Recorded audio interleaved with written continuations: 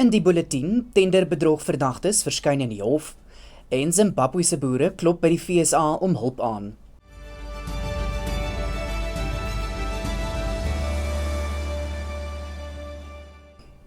Goeiemiddag en welkom by die Visuele Nuusbulletin in Afrikaans op Pretoria FM. Ek is Walter Ernst.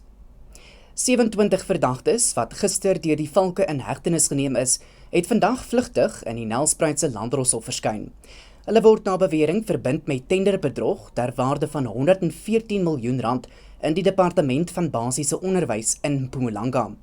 Die verdagtes is in Mpumalanga, Limpopo, Gauteng en die Wes-Kaap in hegtenis geneem en sluit senior regeringsamptenare, 14 diensverskaffers en 4 ander individue in wat glo betrokke was by 'n skema waarin vals en opgeblaaste fakture oor 'n tydperk van meer as 5 jaar vir dienste ingedien is.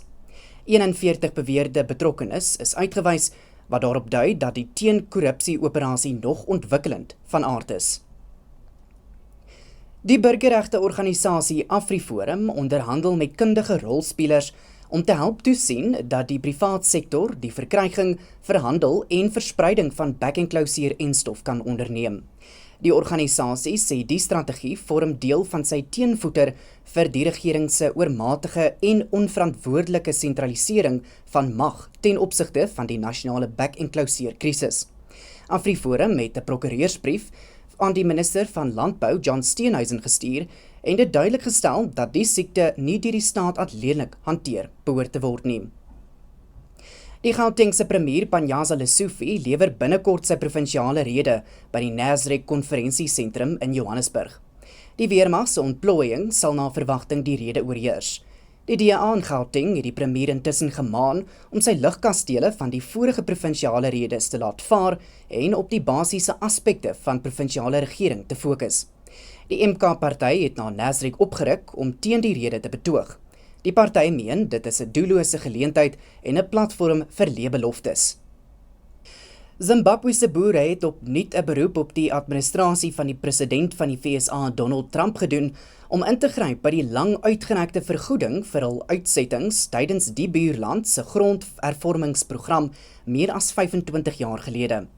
Boerevakbonde het onlangs 'n Amerikaanse firma aangestel om hul aansoek in Washington te bevorder.